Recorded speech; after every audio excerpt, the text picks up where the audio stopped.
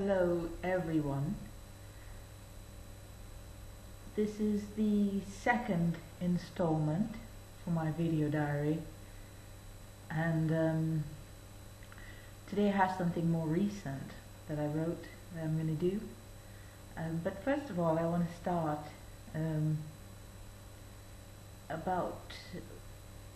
with talking about some of the things that have fueled it or contributed to the outlook that I present in that poem.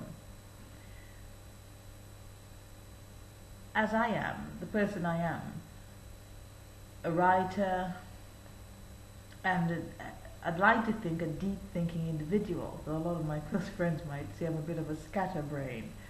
I'm scatterbrained in some things, but as far as writing is concerned, I think I've always felt slightly different because I view the world slightly differently, and I always overthink things, sometimes to my detriment, of course, but sometimes it turns out to be not a bad thing to overthink things slightly. I mean, you get a fresh perspective, you get a new perspective. That's if you can be objective in your thinking. But I think thinking a lot tends to allow for the learning of that objectivity. And now, with the modern times, there's a lot of emphasis being placed on the collection of personal data and categorization of the human population, as in the categorization of as to male or female, you know, black and white, tall, short, thin, fat, and so on and so forth. You get the gist. But I myself, I do not necessarily agree with all this subcategorization. I think it is absolutely folly. I think there's only one thing that determines who someone is, and that's something that is not immediately physical apparent, which is the inner person, the person underneath the skin, if you will. So I thought about this for months and months, and I couldn't quite find the words until very recently when I wrote them. So yes, this is what it is about. It's about the way how the world has evolved, where we feel that we constantly need to keep putting things into categories, sometimes politically correct categories, and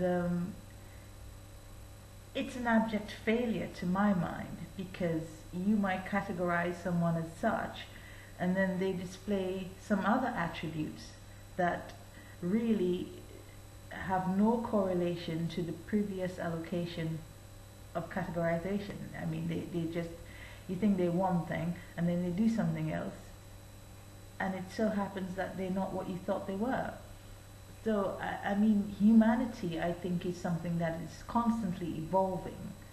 So, it is folly to categorize in such a manner. Now, I hope someone understands where I'm coming from, but I think this poem called Box will make it very clear, hopefully, you know. But this is how I feel, because I feel from the time I was a child, it was difficult to sort of place myself. I mean, within my own mind, I couldn't figure out whether I belonged here or I belonged there. Growing up on different islands did not make that any easier. So I suppose that's why, you know, I'm thinking the way I'm thinking about this now, because I always wondered, you know, am I this or am I that? Not realizing that, you know, you can only be yourself, and that might not be either here or there, but it still is who you are. I hope you get that.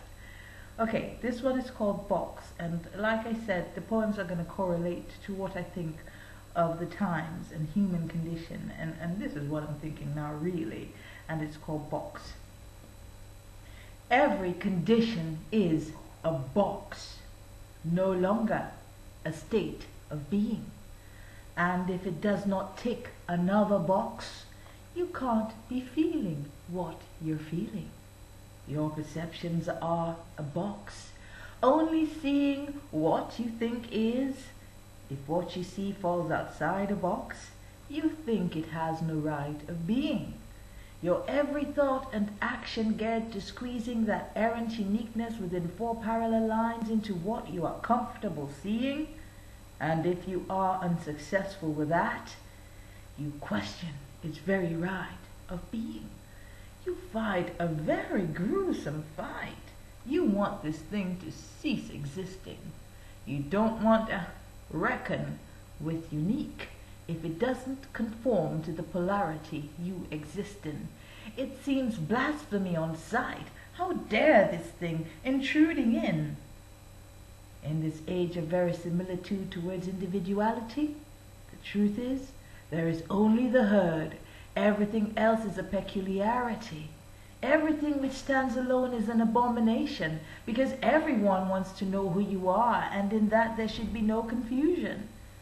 When lack of understanding is a weapon, it is turned on the few, where no real flaw lies except they are not like you. Subcategorization of humans is subhuman. Everyone wants to know all about you. Is your skin black? Is your hair red? Are your eyes blue? If all three are true and it won't fit into a box for you, it becomes an abnormality to you. There is a system of political correctness in place, terms to define what we do not understand in a way that makes us seem like we do. But an extraterrestrial biological entity is still a fucking alien to you. These facades will not hold in the face of mass confusion. So, build your boxes, tick more boxes, maybe make more boxes. Within these, some will never fit. You cannot politically trick it. A thing of nature will not conform. You cannot mend or bend or box it. So you hold to your false perceptions until your own box is full of shit. Thank you.